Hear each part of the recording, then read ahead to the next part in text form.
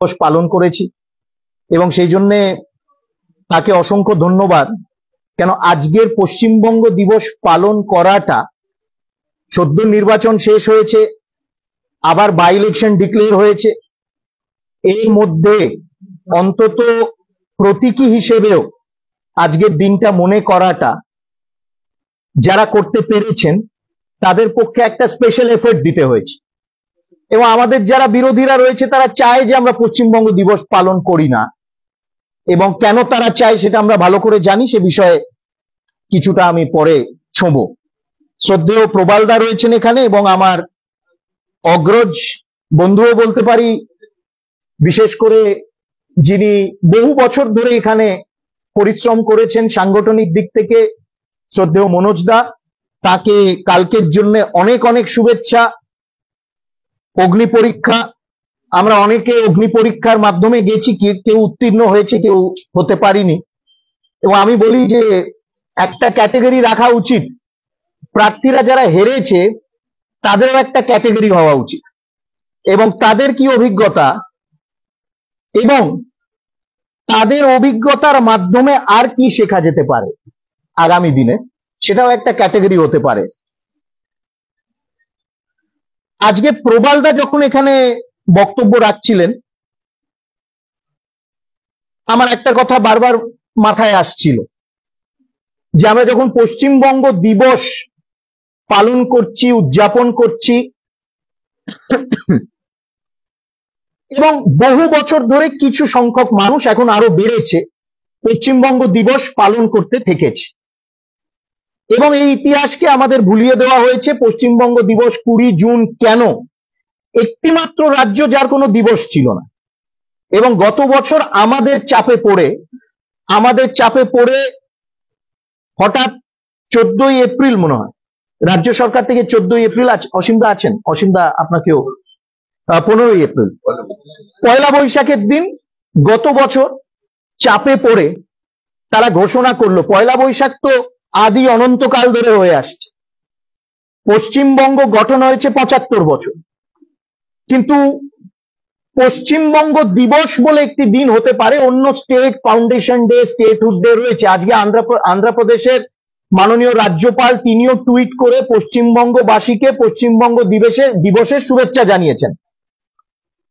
অন্যান্য সব রাজ্যের দিবস রয়েছে, দিন রয়েছে, স্টেটহুড ডে রয়েছে, কিন্তু পশ্চিমবঙ্গের ছিল না।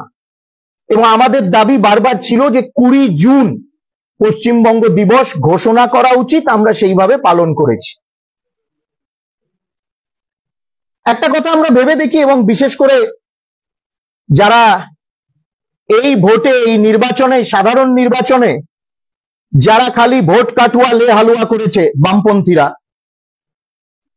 এবং যারা চিরকাল শ্যামাপ্রসাদের বিরোধিতা করেছে, জনসংঘের বিরোধিতা করেছে, এবং যারা ইতিহাসের ছাত্র, যারা ইতিহাস চর্চা করেন, যারা ইতিহাসবিদ, তারা জানেন যে মুসলিম লীগ যখন পাকিস্তানের দাবি তুলেছিল তখন বামপন্থীরা বলেছিল পাকিস্তানের দাবি মানতে হবে, তবেই ভারত স্বাধীন হবে, তারা বলেছে। এবং প্রত্যেক মুহূর্তে, সেই 1941 থেকে প্রত্যেক মুহূর্তে পদে পদে কমিউনিস্ট পার্টি পাকিস্তানের দাবি মানতে হবে, মুসলিম লীগের দাবি মানতে হবে, পাকিস্তান আমরা চাই, তারা আন্দোলন করেছে, সেমিনার করেছে, বক্তব্য রেখেছে, পদযাত্রা করেছে, মিছিল করেছে, জনসভা করেছে, যেখানে যেখানে মুসলিম লীগ করেছে, এবং এটা একেবারে ডকুমেন্টেড। স্বর্গীয় সুনন্দ সান্যাল মহাশয়ের বই আপনারা দেখবেন, Pakistan, Muslim League and the demand for Pakistan, সেই বইতে একেবারে উনি উদাহরণ সমেত দিচ্ছেন যে তারা কিভাবে, যেখানে মুসলিম লীগ প্রোগ্রাম, জনসভা, সেমিনার, কনফারেন্স আয়োজন করছে, একেবারে চিটাগং থেকে কলকাতা, সারা অবিভক্ত বাংলা জুড়ে, সেখানে প্রত্যেক জায়গায় বক্তব্য রাখছে কমিউনিস্ট পার্টির নেতারা, আয়োজনে রয়েছে এসএফআই এর যুব নেতারা, এবং লিফলেট বিলি করছে কমিউনিস্ট ক্যাডাররা, সমর্থনে, পাকিস্তানের সমর্থনে। কিন্তু একটা কথা আমরা ভেবে দেখেছি যে অবিভক্ত বাংলায় অবিভক্ত বাংলা যদি থাকতো, হিন্দুরা মাইনরিটি, 45 to 46% আমাদের জনসংখ্যা অবিভক্ত বাংলায়। এবং সেই অবিভক্ত বাংলা যদি থাকতো, কিছু নেতাজি পন্থীরা যারা নিজেদেরকে নেতাজি পন্থী বলে ঘোষণা করে, তারা অবিভক্ত বাংলা থাকলে খুব ভালো হতো, শ্যামাপ্রসাদ বাঙালির সর্বনাশ করেছে। এবং আমার বিরুদ্ধে যে দাঁড়িয়েছিল যাদবপুর লোকসভায়, যার জামানত বাজেয়াপ্ত হয়েছে, কাস্তে হাতুড়ির যিনি প্রতীকে দাঁড়িয়েছিলেন সৃজন ভট্টাচার্য, তিনি আবার বলেছিলেন যে অবিভক্ত বাংলার ইন্ডাস্ট্রিয়াল পাওয়ার এত বেশি থাকতো, একেবারে সারা দেশে প্রথম সারির রাজ্য হয়ে থাকতো, শ্যামাপ্রসাদ সর্বনাশ করেছে, ডিইন্ডাস্ট্রিয়ালাইজেশন করেছে বাংলার। অর্থাৎ তারা মেনে নিয়েছিল যে অবিভক্ত বাংলা ভারতের অভিন্ন অঙ্গ হয়ে থাকবে এবং অবিভক্ত বাংলায় তাদের প্রতিপত্তি থাকবে। এই ধরনের বিকৃত ন্যারেটিভ, এই যে বারবার এই ধরনের বিকৃত ন্যারেটিভ যে বারবার পুশ করে বামপন্থীরা, তারাই কিন্তু মুসলিম লীগ পাকিস্তানের দাবিকে আগাগোড়া সমর্থন করে গেছে।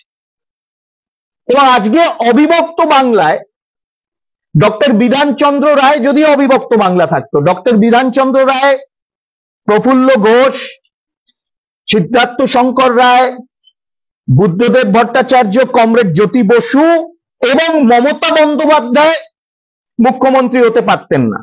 অবিভক্ত বাংলার মুখ্যমন্ত্রী ছিলেন সুরাওয়ার্ডি, এবং সেই অবিভক্ত বাংলা প্রথমত ভারতবর্ষে থাকতো না। যদি তর্কের খাতিরে বলি ভারতবর্ষে থাকতো, সেই অবিভক্ত বাংলায় এরা হতে পারতো না।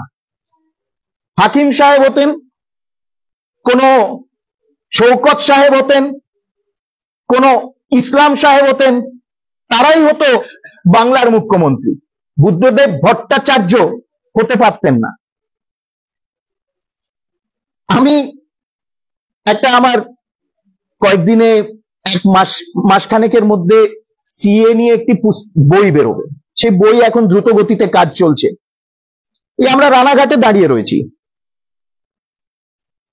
1950 সালে নেহরু লিয়াকত চুক্তির আগে ইন্টারিম পার্লামেন্টে ডিবেট হচ্ছে। সেই ডিবেটে ভাগ নিচ্ছেন, অংশগ্রহণ করছেন পণ্ডিত লক্ষ্মীকান্ত মৈত্র। এবং জওহরলাল নেহরু সেই সময় বেশ কয়েকবার কলকাতা রানাঘাট ঘুরে গেছেন, এইখানে রিফিউজি ক্যাম্প তিনি দেখে গেছেন।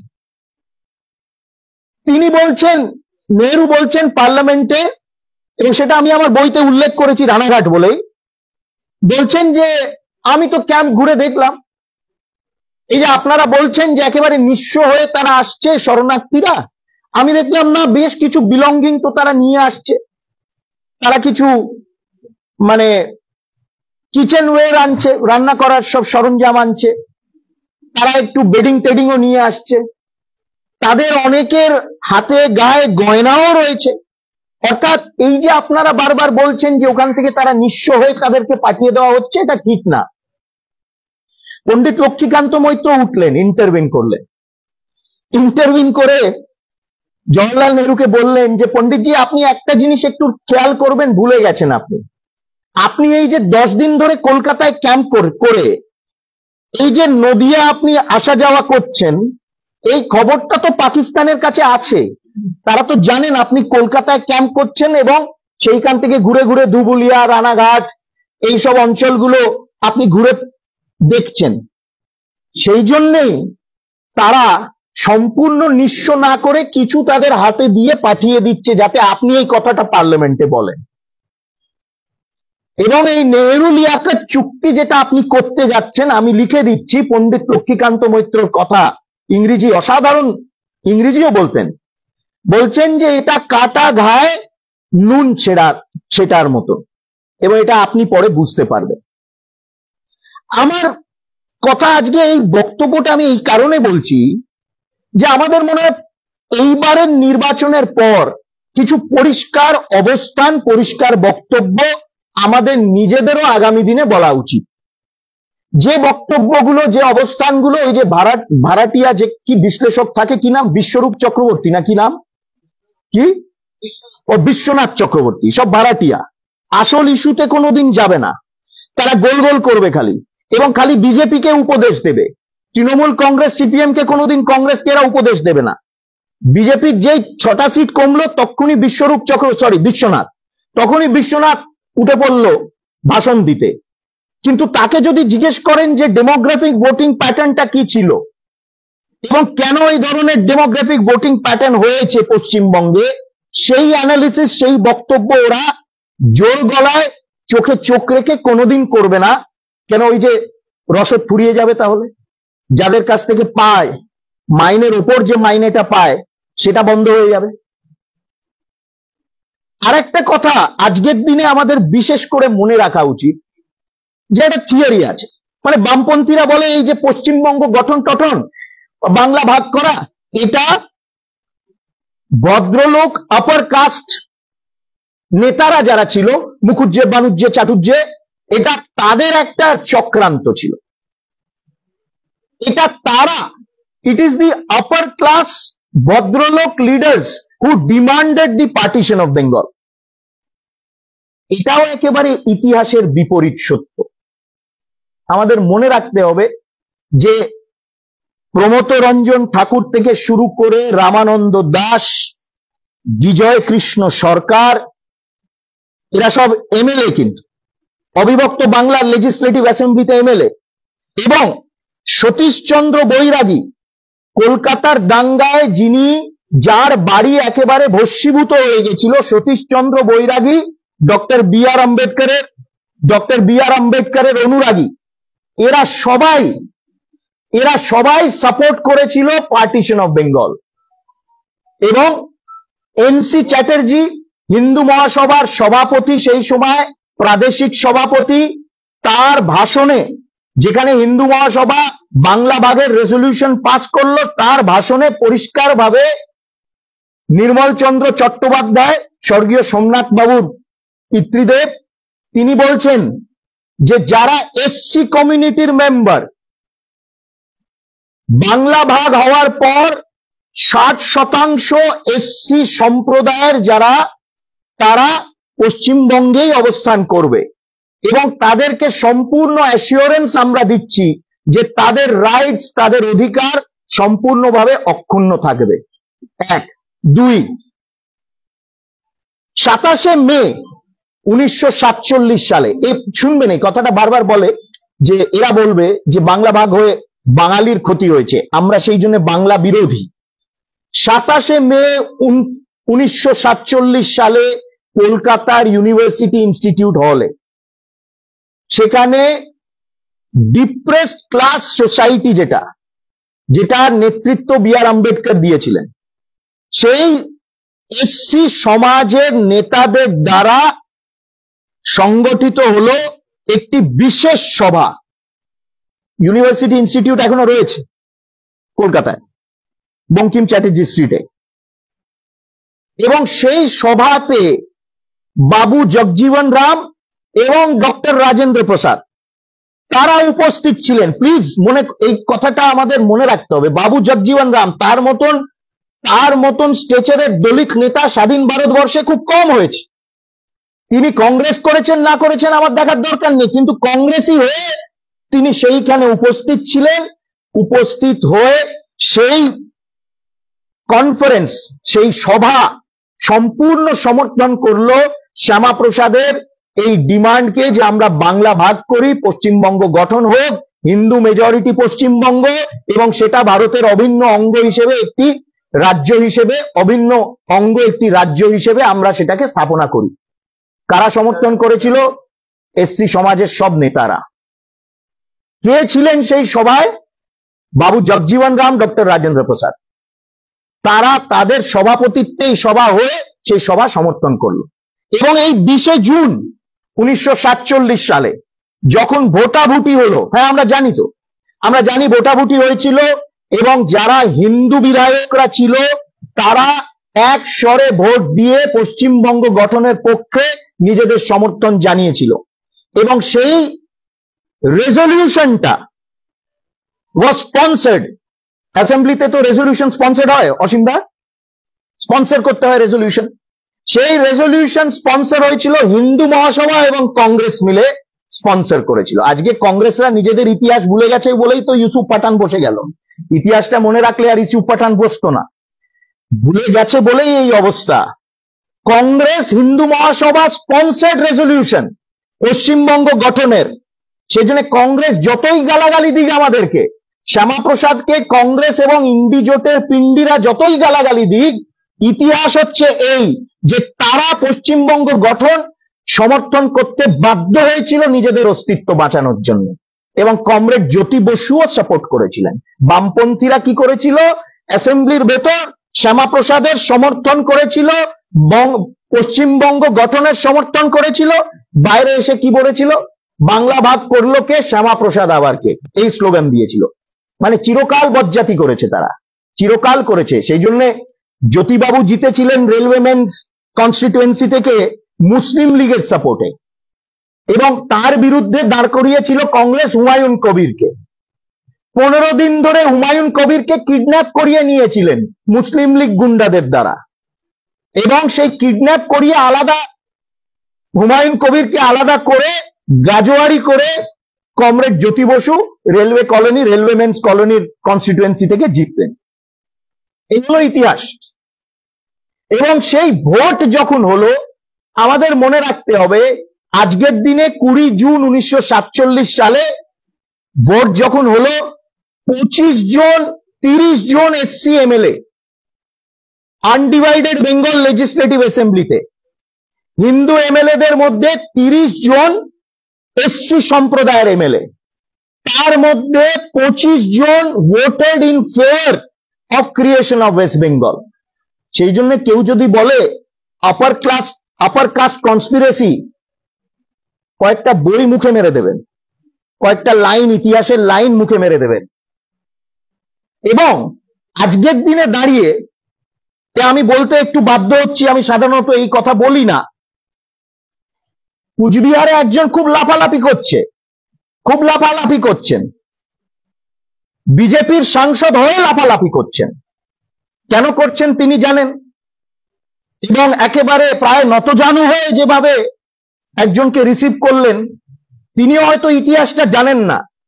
এই পশ্চিমবঙ্গ গঠনের পক্ষে রায় দিয়েছিলেন প্রেমহরি বর্মন, রাজবংশীদের নেতা, এমএলএ সেই সময় অবিভক্ত বাংলার লেজিসলেটিভ অ্যাসেম্বলিতে, এবং তিনি সম্পূর্ণভাবে সমর্থন করেছিলেন বাংলা ভাগের এবং পশ্চিমবঙ্গ গঠনে। এগুলো আমাদের মনে রাখতে হবে, কেননা কি হয় যে ইতিহাস কম পড়ে, এবং যারা পড়ে তারা বিকৃত করে। আজ অব্দি এই কথাটা কেউ চ্যালেঞ্জ করতে পারেনি যে যারা আলাদা রাজ্য চাইছে আজকের দিনে দাঁড়িয়ে, তাহলে প্রেমহরি বর্মন তাদের কেউ না, সে কথাটা তারা প্রকাশ্যে বলুক।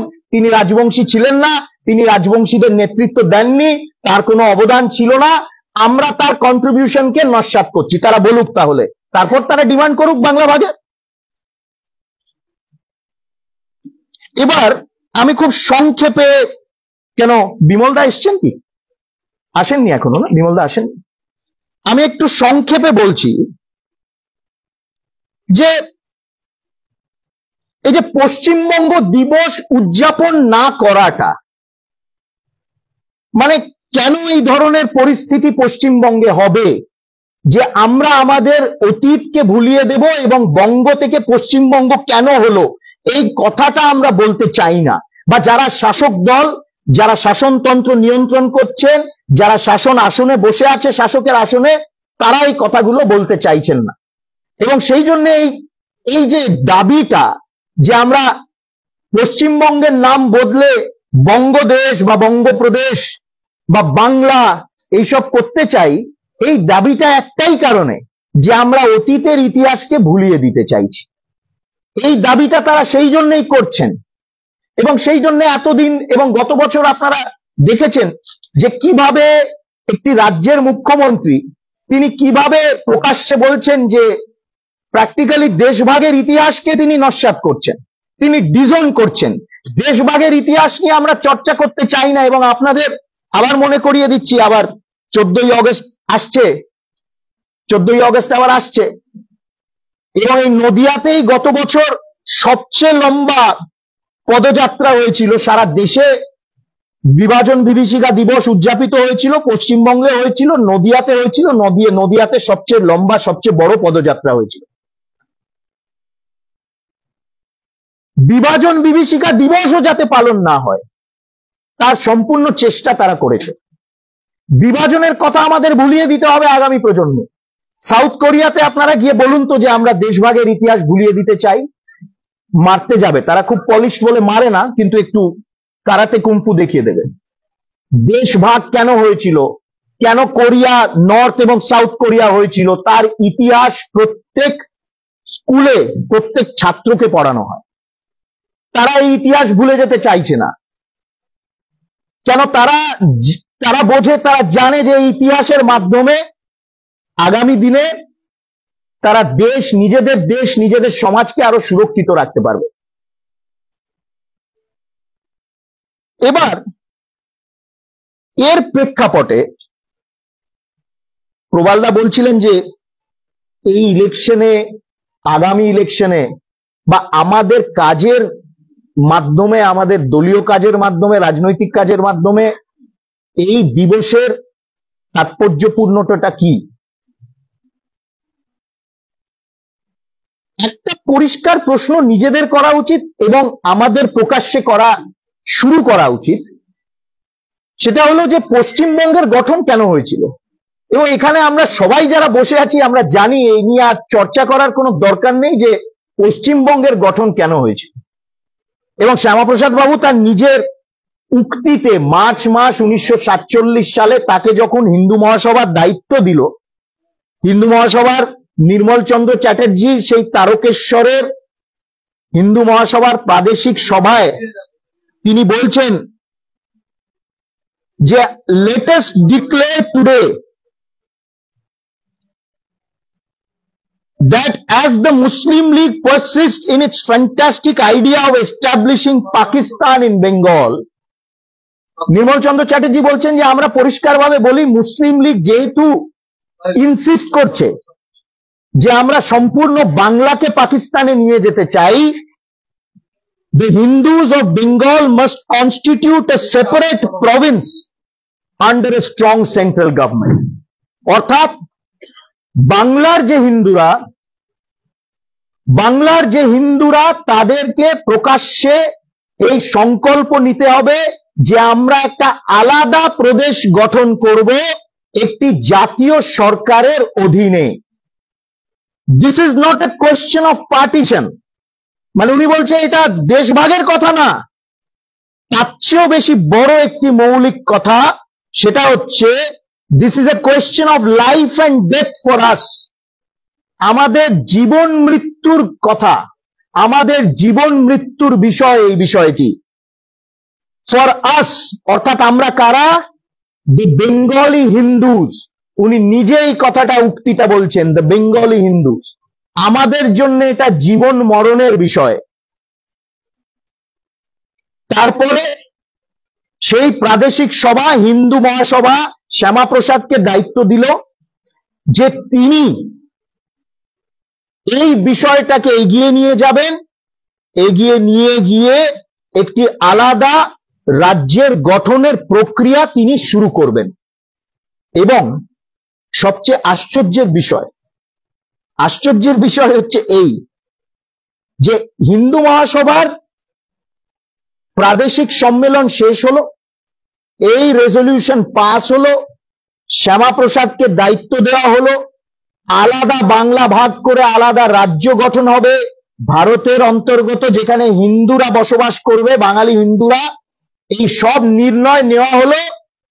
তার কিছুক্ষণের মধ্যে পশ্চিমবঙ্গের কংগ্রেস রেজলিউশন পাস করলো যে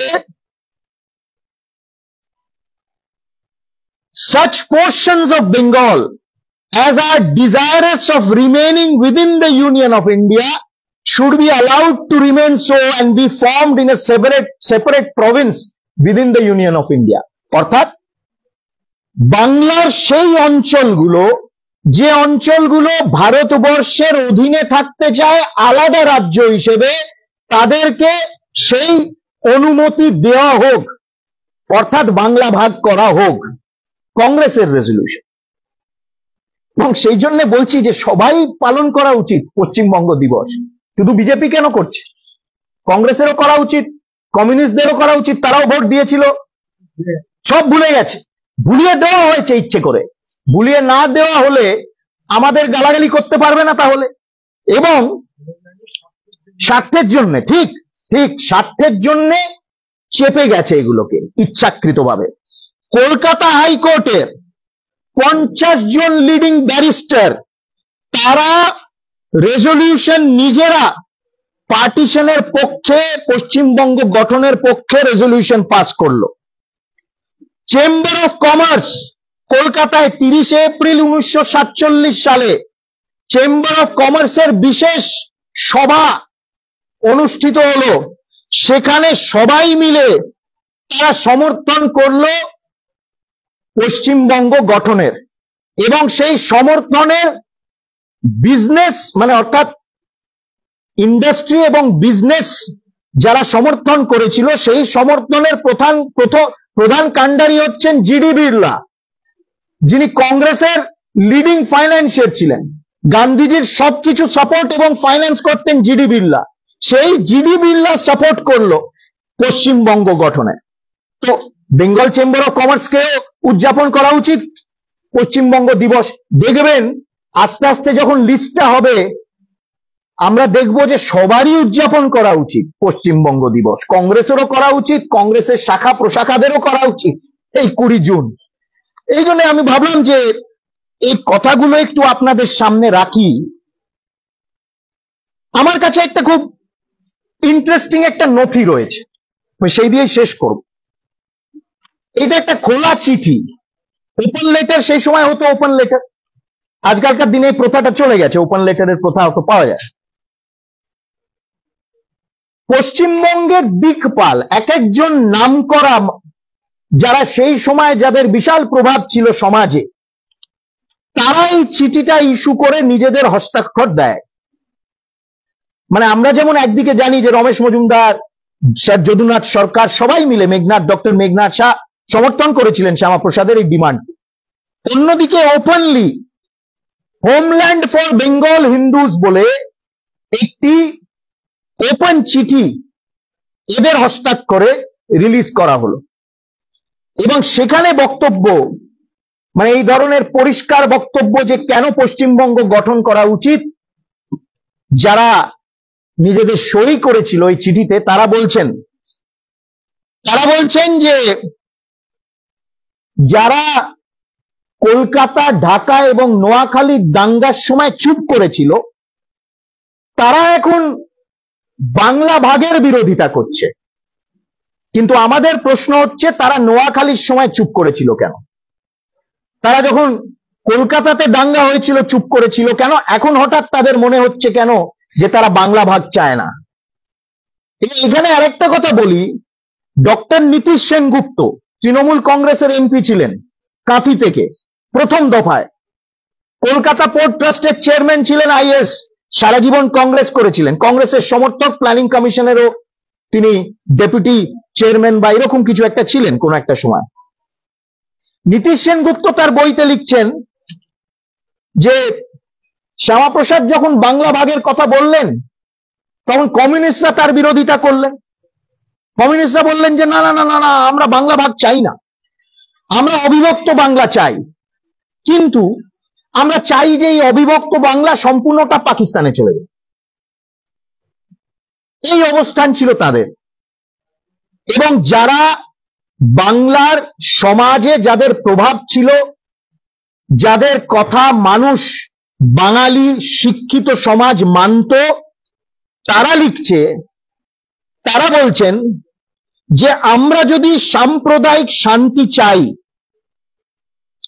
এবং আমরা যদি চাই যে উভয় সম্প্রদায়ের মধ্যে একটি সামঞ্জস্য, আন্ডারস্ট্যান্ডিং থাকে, তাহলে এটা একমাত্র সম্ভব যখন সেপারেট ইলেক্টোরেট, অর্থাৎ এক সময় তো ধর্মর ভিত্তিতে ইলেক্টোরেট ছিল, মুসলিম কনস্টিটিউয়েন্সি, সে সেখান থেকেই দাঁড়াতো। 1947 সালে এরা বলছেন যে ধর্মের ভিত্তিতে যে ইলেক্টোরেট সেটাকে অ্যাবলিশ করে দেওয়া হোক, এবং যে মুসলিমরা মুসলিম লীগের রাজনীতির দ্বারা প্রভাবিত হয়েছে তাদের এই প্রভাব, তাদেরকে আবার মেন স্ট্রিমে আনা আমাদের উচিত। কিন্তু যদি আমরা এটা না করতে পারি তাহলে কি? তাহলে the Bengal Hindus must demand a separate province of their own where they can build a state which will preserve their culture and their religion, their civic and their economic and political rights.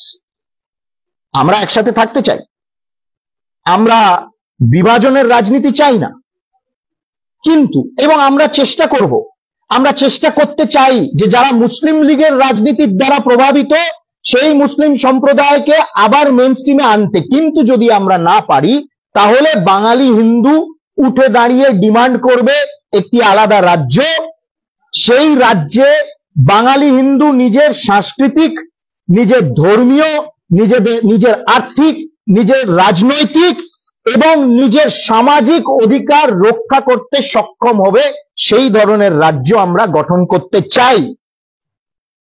এবং আমরা যদি না করতে পারি, তারা বলছেন আমরা যদি না করতে পারি, the Bengal Hindus would be forced down to the position of the Jews in fascist states of Europe.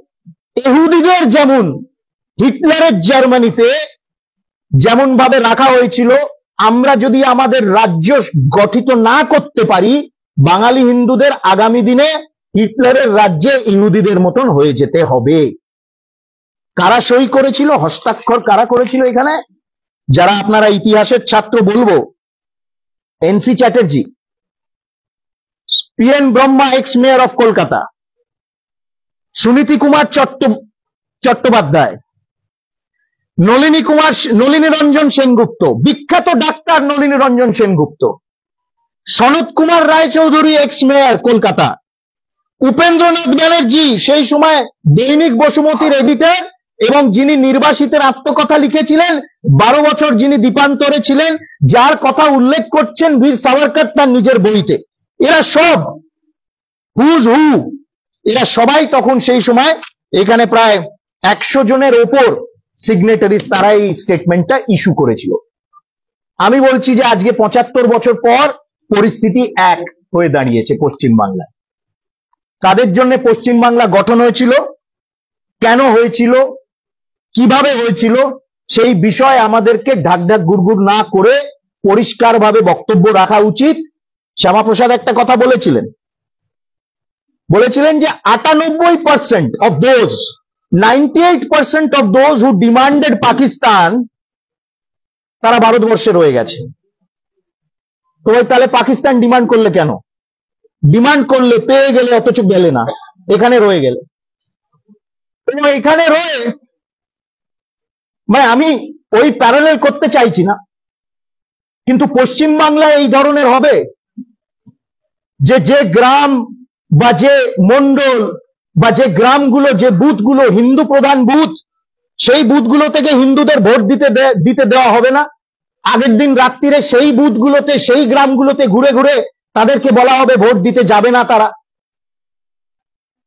7টা বিধানসভা নিয়ে একটা লোকসভা, কিন্তু একটা বিধানসভা ডিসাইড করে নিচ্ছে সেই 7টা লোকসভার কি রেজাল্ট হবে। কেন হবে? এ তো পশ্চিমবাংলা, আমরা তো বাংলাদেশ হইনি এখনো। এবং সেই জন্য আজকের দিনের তাৎপর্যপূর্ণটা হলো এই 20 জুন পশ্চিমবঙ্গ দিবস। কেন গঠন হয়েছিল পশ্চিমবঙ্গ, কাদের জন্য হয়েছিল, ইতিহাসের প্রেক্ষাপটে কি আন্দোলন হয়েছিল, যেমন আমরা মনে রাখবো আমাদের ভবিষ্যৎ কি পশ্চিমবাংলায়, বাঙালি হিন্দুর ভবিষ্যৎ কি পশ্চিমবাংলায়। আমরা সবসময় 30% হোস্টেজ হয়ে থাকবো নাকি? আমরা কি মত ব্যক্ত করতে চাই সেটা করতে পারবো না, কেননা একটা পার্টি একজনেরা 30% দিয়ে শুরু করছে, আমরা 0 থেকে শুরু করছি। সেই জন্য বলি নদিয়ার মানুষ খুব বিচক্ষণ, রানাঘাটের মানুষ আরো বেশি বিচক্ষণ। তারা ভবিষ্যৎটা দেখেছে, ভবিষ্যৎটা বুঝে নিয়েছে, সেই জন্য বারে বারে ভারতীয় জনতা পার্টিকে জেতাচ্ছে। আশা করি অন্যান্য রাজ্যের অন্যান্য এলাকাগুলো তাদের ভবিষ্যৎ দেখতে পারবে। ভবিষ্যতে কিন্তু আগামী দিনে অনেক সংগ্রাম।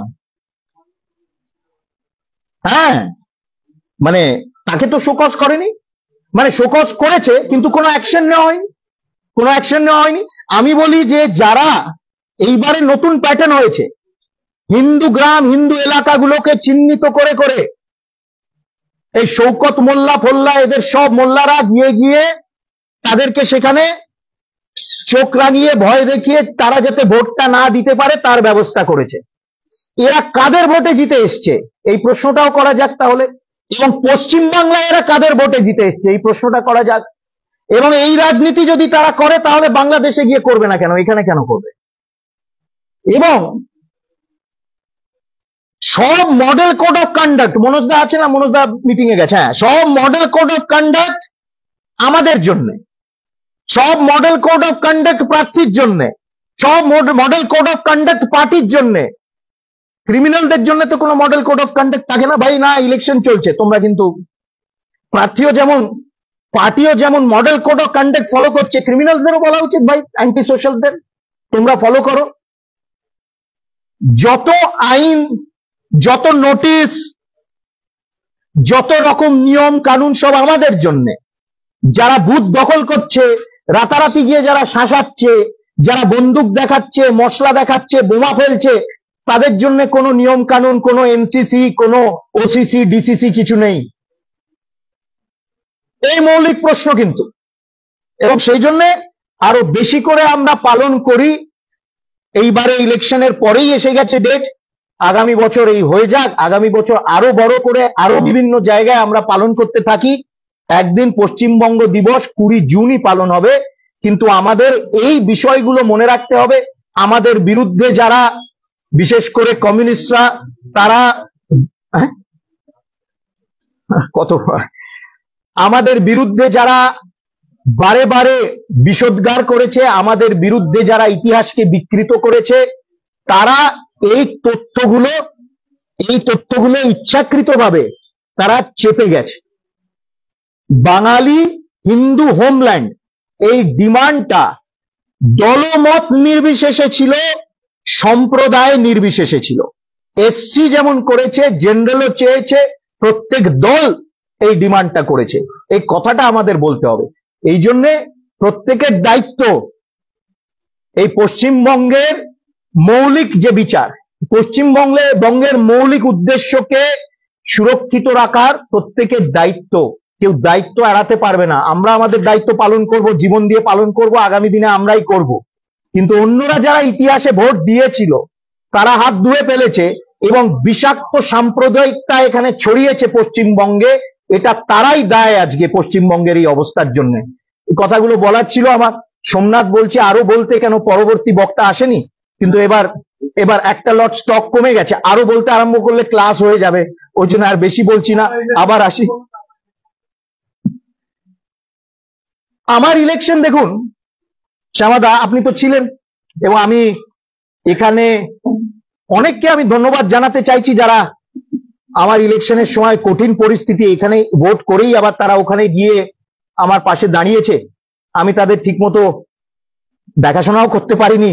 বঙ্কিমদা গেছেন, অসীমদা গেছেন, তারা গিয়ে সেই সময় একেবারে পিকে তারা করেছে। বিপুলদা গেছে, শ্যামাদা ছিলেন, সোমনাথ ছিল, অনেকে আরো ছিলেন।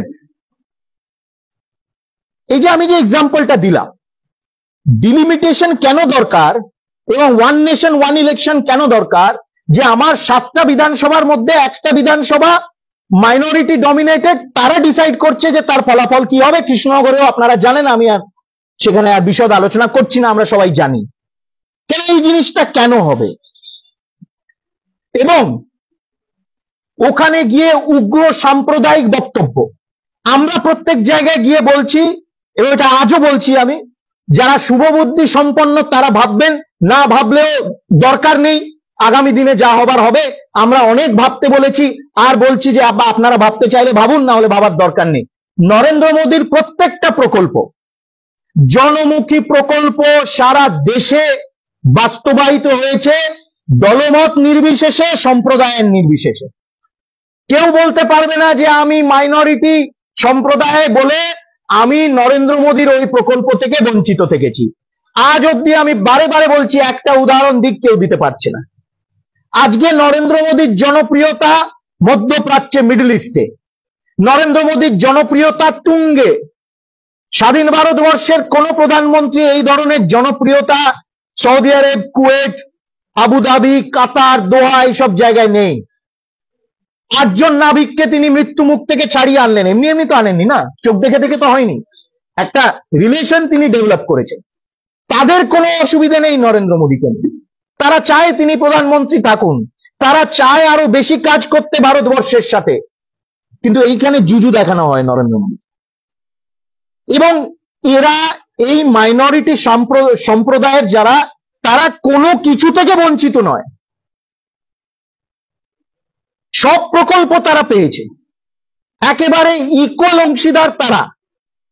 কিন্তু তাও তাদের মনের মধ্যেই জুজু ঢুকিয়ে দেয়, নরেন্দ্র মোদী এলে, বিজেপি এলে সবাইকে তাড়িয়ে দেবে। 10 বছরে কেউ গেছে দেশ ছেড়ে? কেউ গেছে দেশ ছেড়ে 10 বছরে? কেউ যায়নি। এবং সাচ্চার কমিটির রিপোর্ট, সে রিপোর্ট তো আমরা তৈরি করিনি, কংগ্রেসের আমলে হয়েছিল।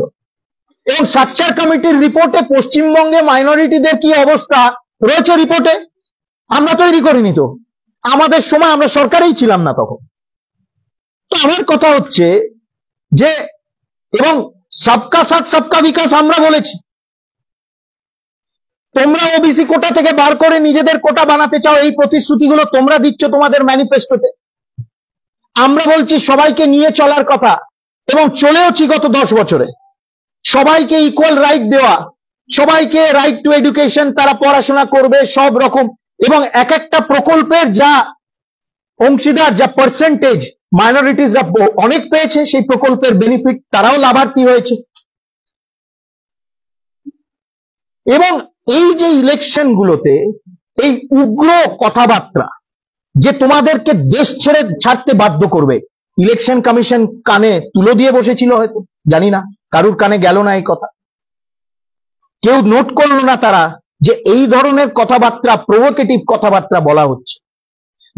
যারা রামনবমী করে তারা দাঙ্গাবাজ, অর্থাৎ আমরা, আপনারা সবাই তাহলে আমরা দাঙ্গাবাজ।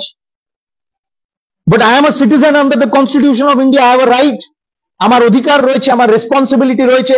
আপনি একজন নির্বাচিত মুখ্যমন্ত্রী, আমাদেরকে, একটা সম্প্রদায়কে আপনি দাঙ্গাবাজ বলছেন। ইলেকশন কমিশন শুনলো না, কানে যায়নি। রামনবমী হচ্ছে ওদের দাঙ্গা বাঁধানোর দিন, এ কথাই তো বলেছিল। এবং আমাকে রামনবমী করতে গেলে বারবার হাইকোর্টে যেতে হচ্ছে কেন? পশ্চিমবঙ্গে বাস করছি তো, আমি বাঙালি হিন্দু। এবং এখানে শান্তিপুরে বসে কেউ যদি বলে রাম বহিরাগত, ঠাঁয়ানো উচিত। শান্তিপুরে বসে যদি কেউ বলে রাম বহিরাগত পশ্চিমবঙ্গে,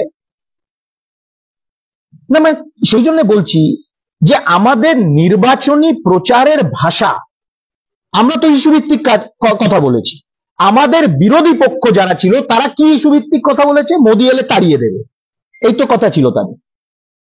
কৃষ্ণনগরেরও ফলাফল তাই। সেজন্য আমি বলছি যে মাইনরিটি হোস্টেজ, পুরো ইলেকশন প্রক্রিয়াটা মাইনরিটি হোস্টেজ হয়ে যাচ্ছে। I am sorry if I am using a very strong term, but this is the reality. ভাঙড় কেন ডিসাইড করবে যাদবপুরের রেজাল্ট? এবং ভাঙড়ে গিয়ে যত মাসেল ফ্লেক্সিং করবে, ভাঙড়ের হিন্দুদের বলবে বেরিয়ে ভোট দেবে না, তাদেরকে শাসাবে। এবং এই হিন্দু এমএলএ গুলো চাকর বৃত্তি করে, এই গুন্ডাগুলো চাকর বৃত্তি করে তাদের, তারা সায় দেয়, তারা মাথা নাড়ে, তারা তাদের কাজগুলো করে দেয়। সেজন্য ভাবা উচিত আগামী দিনে ইলেকশনের পদ্ধতি, প্রক্রিয়া, এই কাউন্টিং সেন্টারের কথা জগন্নাথ দা বললেন, আপনারা জানেন, আমরাও দেখেছি, আমি ইন্টারভিউতে বলেওছি, এক একটা কাউন্টিং সেন্টার খোঁয়াড়ের মতন, দাঁড়ানোর জায়গা নেই, মহিলা পুরুষ কোনো সেগ্রিগেশন নেই, সমানে পেছন থেকে মহিলাদেরকে টন্ট করা, তাদেরকে ইন্টিমিডেট করা, ফিজিক্যালি তাদেরকে মারধর, পেছন থেকে মারধর করা হয়েছে। ইলেকশন কমিশন দেখেছে এগুলো? কেন কাউন্টিং সেন্টার এরকম খোয়ারের মতন থাকবে? ইট শুড বি আ হল। সব যখন ডিজিটাইজেশন হচ্ছে, তাহলে কাউন্টিং এর প্রসেসটা ডিজিটাইজেশন হবে না? এবং একটা আমরা কমপ্লেনের পর কমপ্লেন করেছি, যাদবপুর লোকসভায় বারুইপুর পূর্বর এমএলএ, হিন্দু এমএলএ বিভাস সর্দার বব, সে 11ই মার্চ প্রকাশ্যে বলছে যে আমরা ভোট করার 15 দিন আগে ভোট করিয়ে নেব, এবং আমাদের কাছে মহিলা বাহিনীরা রয়েছে, কেন্দ্রীয় বাহিনী এলে কি হবে। ইলেকশন কমিশনকে কমপ্লেন করা হলো, not a single step election commission took. Election কমিশনকে আপনি কমপ্লেন করুন, তাই কমপ্লেনের স্টেটাস কি সেটাও পর্যন্ত জানায় না। সেই জন্য বলি, মডেল ইলেকশন পশ্চিমবঙ্গের দোরগোড়ায় এসে থেমে যায়। পশ্চিমবঙ্গে মডেল ইলেকশন নেই, বাইরে রয়েছে, অন্য রাজ্যে রয়েছে, খুব ভালো, very good, model booth, model election হচ্ছে।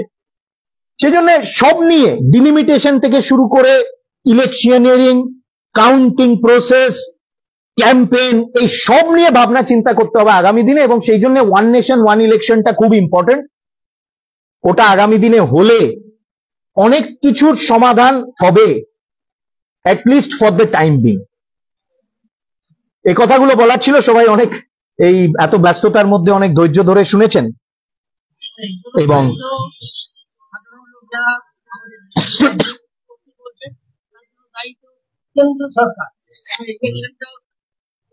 না, ইলেকশন তো আর কেন্দ্রীয় সরকার পরিচালনা করে না, ইলেকশন কমিশন করে।